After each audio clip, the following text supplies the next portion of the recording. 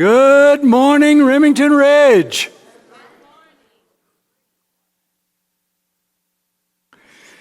Have you noticed that when Ron talks, we have a crowd, and when I talk, nobody, just a few faithful are here, you all are going to heaven. Anyway,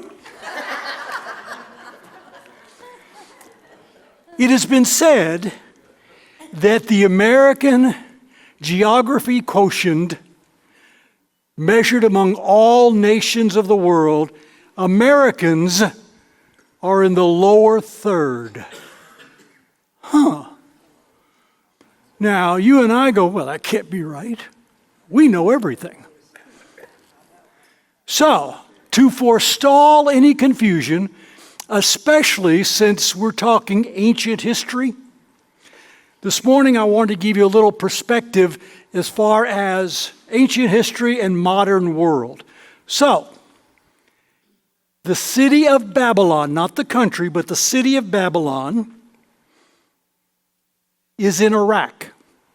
Still there, by the way, on the Euphrates River. Still there, meaning there are ruins. And the Ishtar Gate, which was the main entrance into Babylon, has been rebuilt. It's called a replica. I find that amusing, but that's a whole nother story. And so, you and I go, yeah, that's cool. We saw the map and it's all up.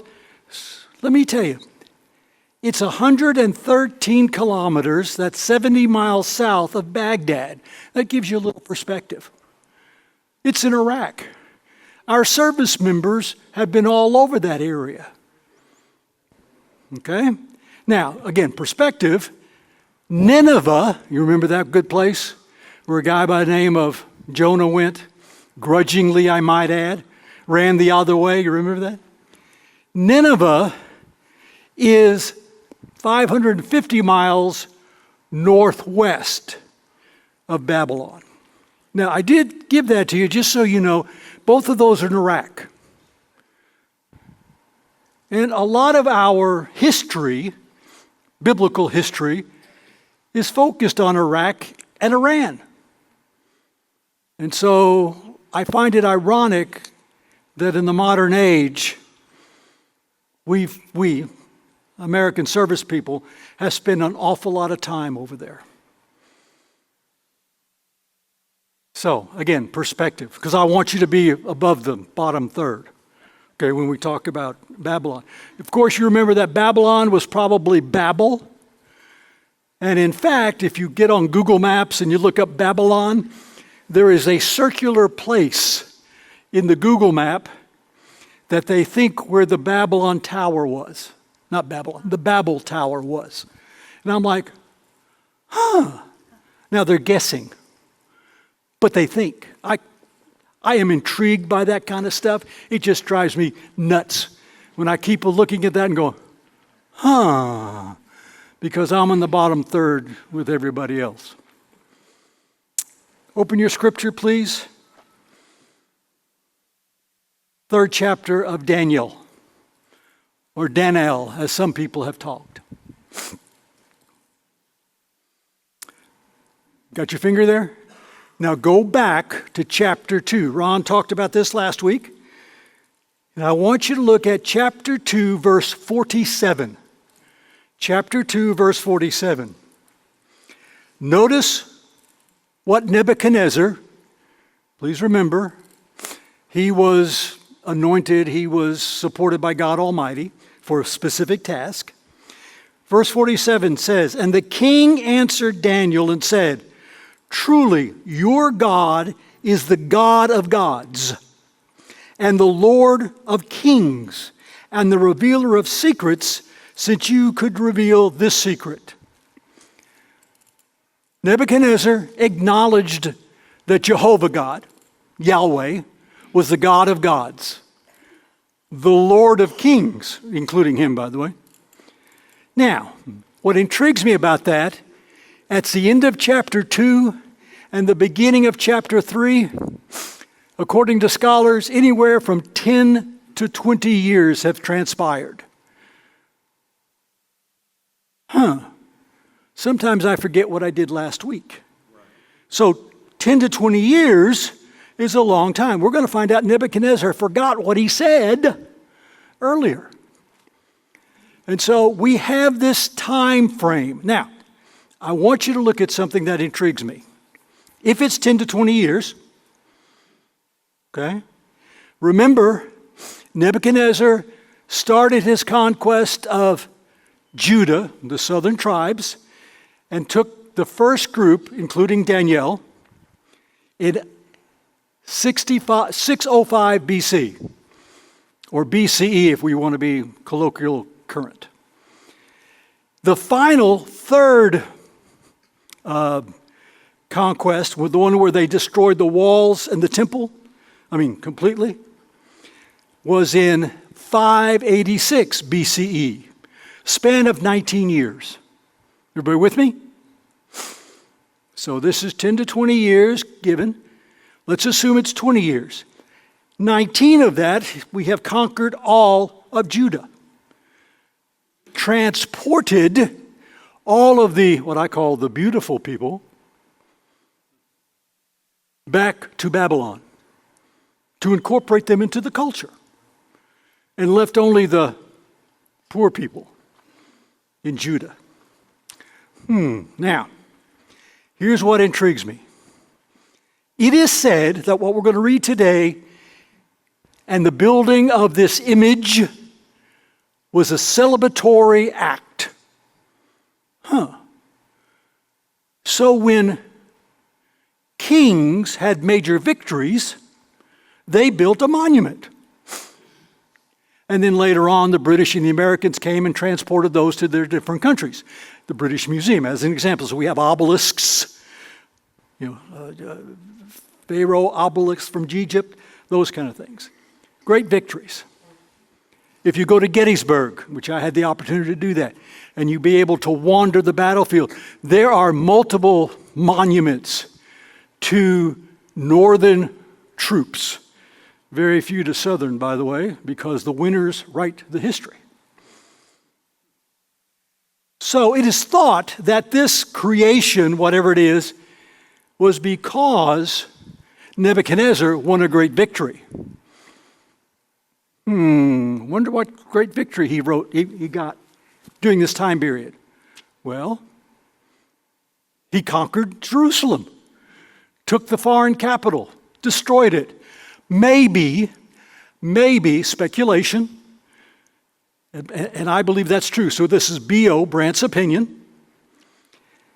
Whatever this thing is he built was in celebration of conquering Jerusalem, thus conquering all of Judea. So it sets that up. Now, kings, capital K, being the highest authority there is, and there is no law above them, in fact, they are the law, they can celebrate any kind of success they want to. And I think that's what happened here. So let's look. 3rd chapter, and we're going to read through verse 18.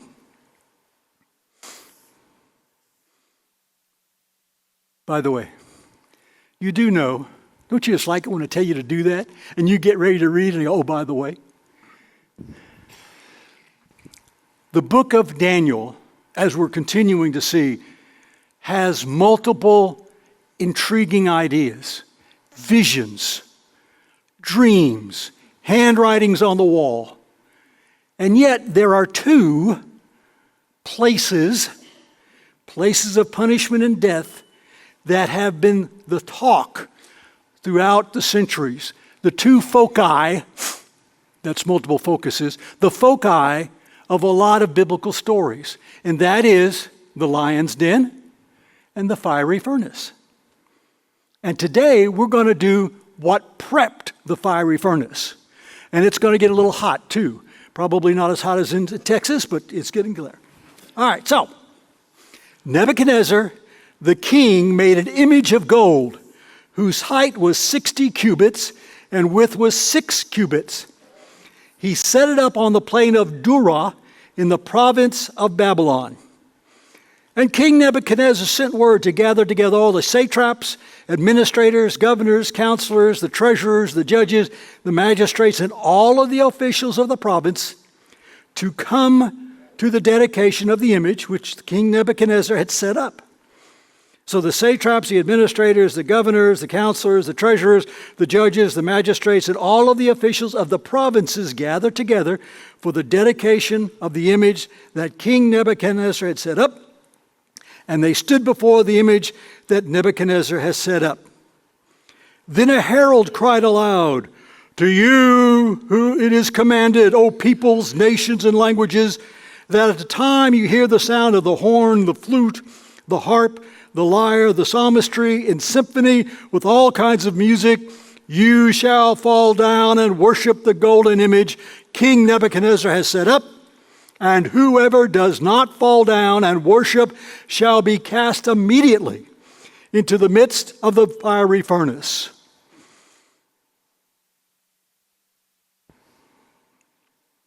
So at the time, when all the people heard the sounds of the horn and the flute and the harp and the lyre and the symphony with all kinds of music, all the people, nations, and languages fell down and worshiped the golden image which Nebuchadnezzar has set up.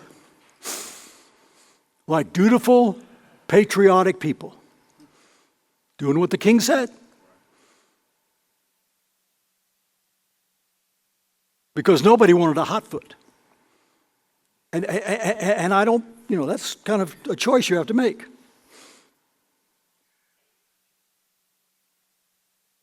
Here comes the oops. Oops. Therefore, at that time, certain Chaldeans came forward and accused the Jews. And they spoke and said to King Nebuchadnezzar, "O king, live forever. You, O king, made a decree that everyone who hears the sounds of the horn and the flute and the lyre and the trumpet and the psalmistry and symphony with all kinds of music shall fall down and worship the golden image. And whoever does not fall down and worship shall be cast into the midst of the burning fiery furnace. Now there are certain Jews whom you have set over the affairs of the province of Babylon, Shadrach, Meshach, and Abednego. These men, O king, have not paid due regard to you. They do not serve your gods or worship the golden image which you have set up." And then Nebuchadnezzar, in a rage and fury, gave the command to bring Shadrach, Meshach, and Abednego. So they brought these men before the king Nebuchadnezzar, and he spoke, saying to them, "Is it true, Shadrach, Meshach, and Abednego, that you do not serve my gods, nor worship the golden image that I have set up? Now if you are ready at the time, you hear the sound of the horn, the flute, the harp, the lyre, and the psalmistry in symphony with all kinds of music, and you fall down and worship the image which I have made, good. But," and there's always a big one of those, isn't there? "But if you do not worship, you shall be cast immediately into the midst of the burning fiery furnace. And who is the God who will deliver you from my hand?" You understand why I said he forgot what he said 20 years ago? Okay. Shadrach, Meshach, and Abednego answered and said to the king, "O Nebuchadnezzar, we do not need to answer you in this matter. If it is the case our God whom we serve is able to deliver us from the burning fiery furnace, and he will deliver us from your hand, O king. But if not, let it be known to you, O king, that we do not serve your gods, nor will we worship the golden image which you have set up." And to this day, we say, "Good for you, Shadrach, Meshach, and Abednego." Okay. I have 4 problems with this reading. I probably have more problems than that, but we're only going to focus on 4. Okay? So, just so we stay in step, problem 1. Problem 1 is Nebuchadnezzar set up this thing. it says image. Okay. Now, by the way, can he do that? Sure. He's king. He can set up any kind of monument he wants. He can set up any kind of memorial he wants, just like we do.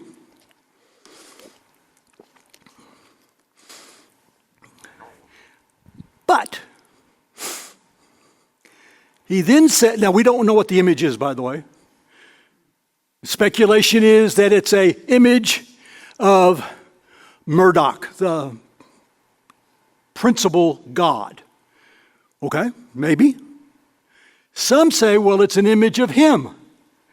You know, maybe in profile. Some say it is an image of Nebo. Nebo is the Babylonian god of language, literature, and culture.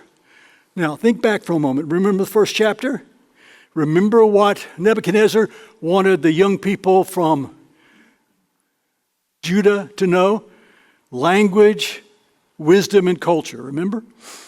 So Nebo is the god, Babylonian god for that. Maybe it's an image of Nebo. I don't know. What does Nebo look like? I don't have a clue. I was eating figs at the time, evidently. I don't know. So, we have this image, whatever it is. Now, it's a big image. Some say it actually had two parts. It had a pedestal, about 50 feet or 40 feet. And then the image itself, again, whatever it is, was another 50 feet. So a total of 90 feet. And it was 9 feet wide. By the way, just so your reference, a cubit is 18 to 20 inches. Theoretically, from here to here. Theoretically. Now, by the way, all of us have different measurements here. So when they say cubit, it depends on who's doing the measuring. But on average, 18 to 20 inches. It was in this plain of Dura, which is outside the city, a plateau type thing. Kind of desolate, by the way, as is the area. But it's so everybody can see it. And everybody can gather around it, all 360 sides. Okay? And be able to worship or do whatever they want to. So we have this image, whatever it is, and it's set up so everybody can have an unobstructed view. My problem with this is that Nebuchadnezzar, because he's full of himself, remember he forgot 20 years hence. He forgot that there's a king, that there is a God above him. And so he says, not only have I erected this monument, this image, and so, you know, when you hear all these sounds, not only are you supposed to look at it and go, boy, that's a great looking monument, you're supposed to bow down and worship it. That's problem number one. The king decides what we're going to worship. Now, for those of you who like to study English history, think of Henry VIII. Now, the only reason I remember that is because during the 60s, there was a song, I'm Henry VIII, I am Henry. Now, you know why I don't sing very well. I was going to ask Chip to do that, but never mind. A group by the name of Hermit's Hermits. Wes, look that one up. You're too young to remember. But Henry VIII started his own religion, remember? Well, Nebuchadnezzar says, I can do this. Everybody bow down and worship. Okay, so that's problem number one. Problem number two. The Chaldeans, think Babylonians. Now, these are the leaders. By the way, you remember at the end of chapter 2, Ron read it last week. Daniel got Shadrach, Meshach, and Abednego promoted to leaders of the government. And Daniel sat in the court of the king. So these are highfalutin people. All of a sudden, these young golden people, special people, are now the rulers. And the Babylonian people who were there didn't like it. Because they come and say, hey, king,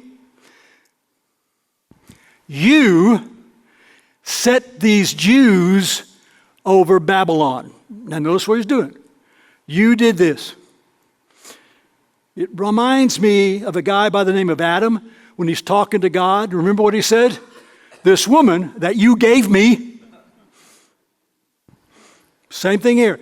King Nebuchadnezzar, you put these Jews over us. Okay. And then he says, they say, they do not show respect to you. They do not serve your gods, plural. And they don't do what you said. They don't worship the image. Now, maybe all three of those are true. But the motivation here is not, oh my goodness, we want to make sure that everybody do. Now, I'm going to say something that's going to be controversial to you. Yep, well, some of you expect that from me. And please hear me all the way. In every group of individuals, regardless of the environment, company, church, social club, whatever you want, there are people who are jealous. There are other people who are provocateurs. You know, they'll say stuff just to get the rise out of you. If you don't believe that, look at Facebook. Anyway, I got out of Facebook because before the election, people were saying all sorts of bad stuff. I got tired. And most of it was just provocateurs. Now, these people, these administrators, have Shadrach, Meshach, and Abednego and Daniel over them. You think they like that? Why? Because they've lost their power. They've lost their influence. And they want to eliminate the problem. Now understand, by highlighting this to the king, what are they asking the king to do? That's exactly right. Kill him. Now, let me remind you of another group of individuals later on in history. The scribes and Pharisees. What did they want to do to Jesus? Yep. Things haven't changed. Now, here's the one you're not going to like. I tell you, Bill Brandt, B.O. Brandt's opinion, that there are those kind of people in every environment, including church. Okay, now I'm going to go out on the limb. I will tell you, I think they're here too. Now, and for us to ignore that, I think is unconscionable. We control us. So if I have a tendency to be jealous, or I call it this, that kind of thing, I control that. I can't control you. Oh, I wish I could, but I can't. You know, I wish I could take a list of who's going to go to heaven. Because if I could, some of you are going to have to talk to me. I don't make those choices. I control me. And if you know my wife, you know I don't even control her. We need to understand that there's those kind of people in every environment. They're going to be there. As much as we don't like it or want to ignore it, they're there. We just need to say, hey, I control me. And those people who are going, yeah, okay, bye-bye. Brandt's opinion. Your entitled is yours. But that's still problem number 2. These Chaldeans, Babylonians, came in and said, hey, these guys are not doing what you said, but the motivation is we're jealous and we're losing our power and we've got to eliminate the problem. And the fiery furnace is the way to do that. By the way, did you notice? The guys that you put over us, these Jews, again, they're blaming the king. Now, Nebuchadnezzar is mercurial. He kind of flies into a rage about everything. Gets mad. Remember what he said to his magicians and astrologers when he asked them to tell him the dream last chapter? No, if you don't do it, I'm going to kill you. And then, when they couldn't, he starts to do that. It was Daniel who said, wait. Don't do that. Let me try to interpret the dream. So Neb, he was always kind of flighty. He just kind of went, we have that same thing here. So, problem number 2, we have the Chaldeans, Problem number 3.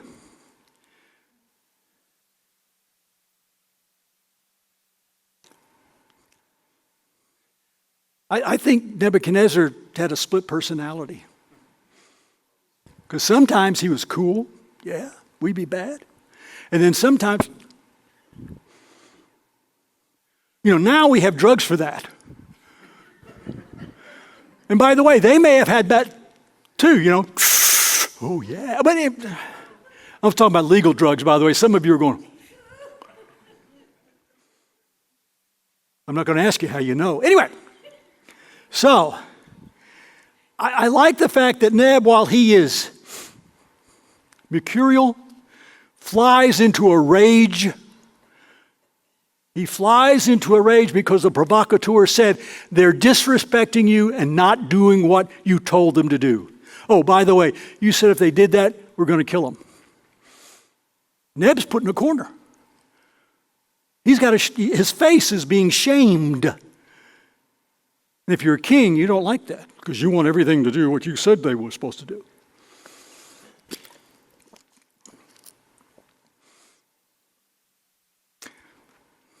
So, I like the fact, notice what he says, as soon as I find it. Then Nebuchadnezzar, in rage and fury, gave the command to bring Shadrach, Meshach, and Abednego. So they brought these 3 men before the king, Nebuchadnezzar, and said to them, "Is it true?"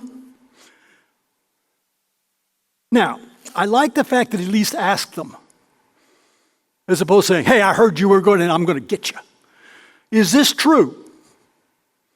Okay. All right. And that you don't, now notice what he says, that you don't serve my gods and worship the golden image. The serve my gods part was what the Chaldeans accused Shadrach, Meshach, and Abednego. Okay? Up until this point, there doesn't seem to be any obvious manifestation of that. Now, we're going to find out later on that Daniel did his stuff in privately, remember? Until somebody saw it. And they went, nee, nee, nee, nee, nee. A lot of nee, nee, nee going on in Daniel. And so he said, now, if you're ready, at the time you hear blah, blah, blah, blah, and you fall down and worship the image which I have made, good. In other words, all's forgiven. If you will go ahead and do that. And I'm sure Nebuchadnezzar had his hand ready to get the horns and the lyres and all that to start so he can watch them bow down. So the third problem is his rage and his demand. Fall down, worship, at least he gives them an out. I appreciate that. But if you don't, it's shish kebab time. Roasted shish kebab. Next week, I'm going to tell you a story that happened to me. It wasn't a fiery furnace, but I got 1st, 2nd, and 3rd degree burns. I know why I don't want to go to hell. Because I know what it felt like. We'll talk about that next week. So, if you don't, fiery furnace time. Problem 4. You know those 3 guys that we have said, oh my, good for them, standing up. Remember? We do that. I have done a little study of Daniel's reaction to things and these 3 guys' reaction to things. And they are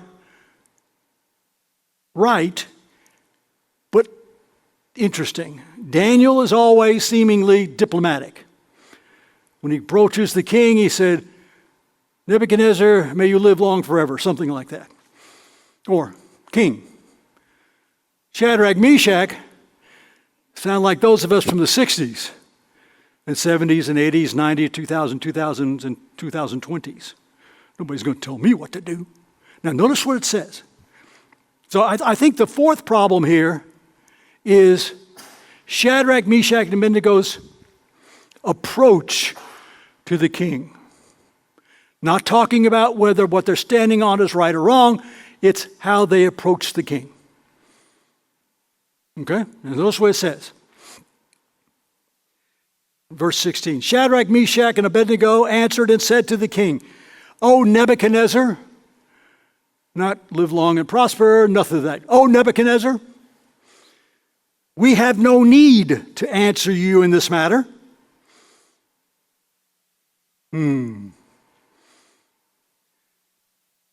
One of the things that bother people in authority, whether it be your boss or the governor or the president, former president or future, or anybody, is somebody telling them off, in effect. And that's what Shadrach, Meshach, and Abednego do. Neb, we don't have to answer with you on this. Not very diplomatic. Daniel is much more diplomatic. Daniel gets farther down the road with most people until he's thrown into the lion's den and then just sits there. But that's a whole other story. We'll talk about that later on. So we have this fourth problem, and I like the declaration. If this is the case, we get thrown in the fiery furnace. Our God, whom we serve, is able to deliver us from the burning fiery furnace. And he will deliver us from your hand. Now that's a reference back up to verse 15. Yeah, last part of verse 15.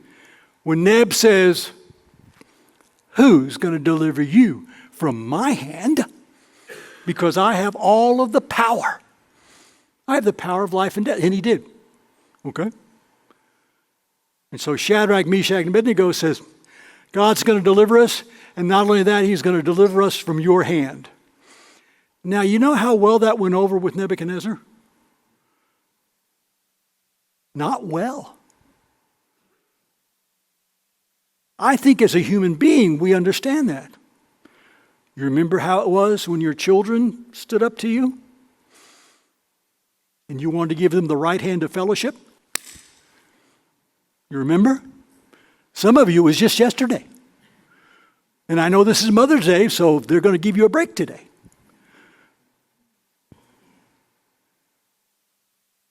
So we have these three guys basically standing there. We're going to find out next week that they're standing in their turbans and their good-looking outfits, Chaldean, Babylon.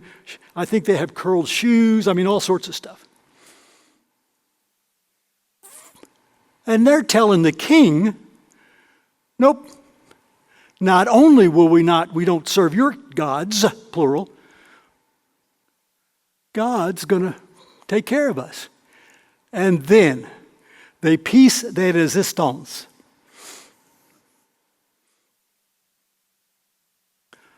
But if not, this is verse 18.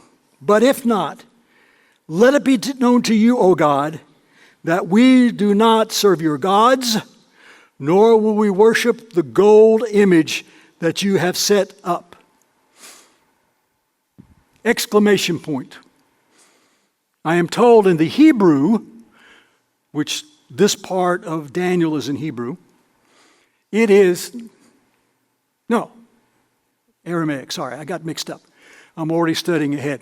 Aramaic, that this is kind of one of those exclamation bar, underline, underline, underline. We ain't doing it.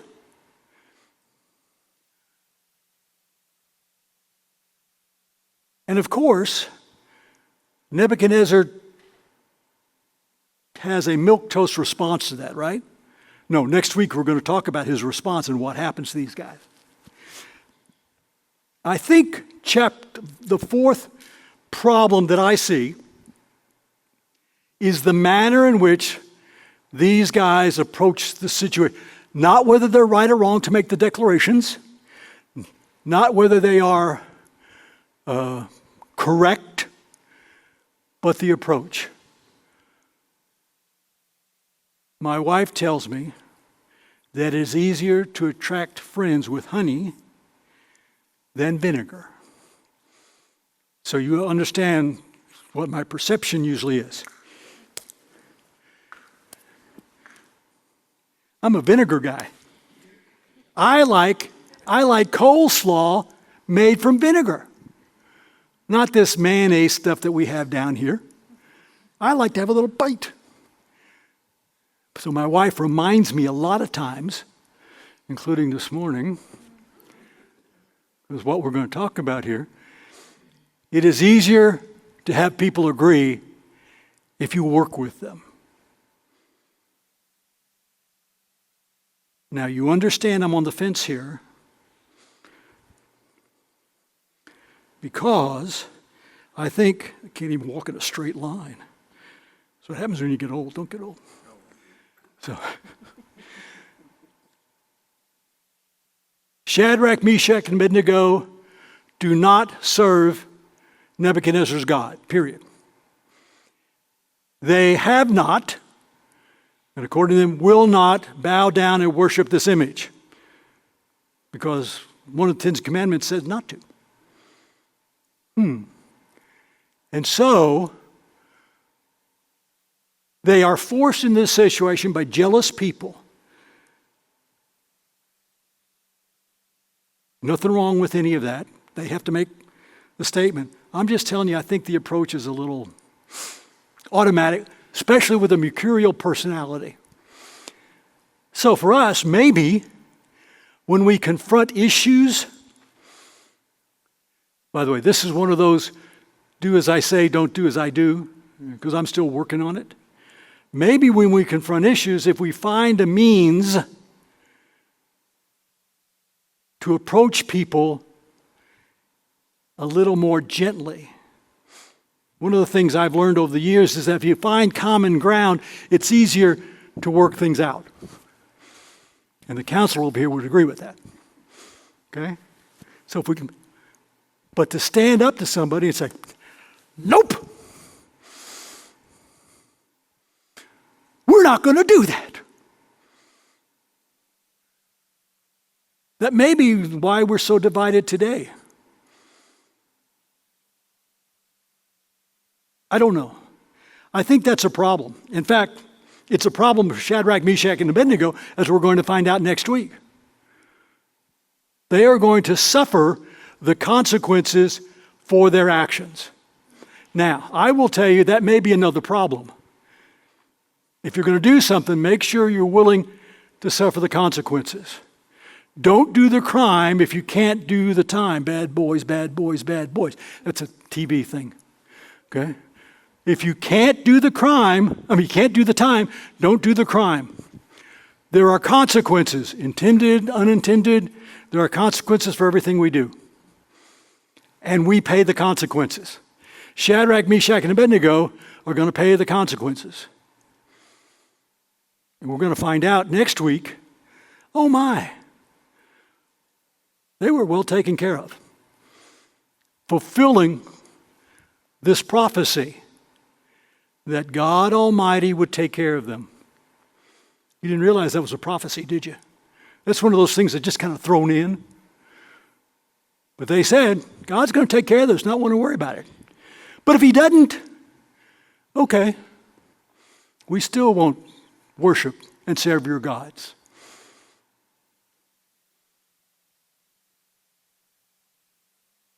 One of the things that I admire about Islam, boy, that got your attention. You should have seen your head snap. Is that they have a belief that as long as they're doing what they think Allah wants, then Allah is going to take to them. Allah will take care of it.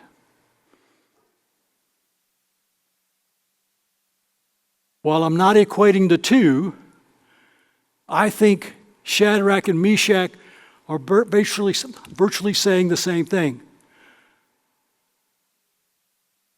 Regardless of what happens,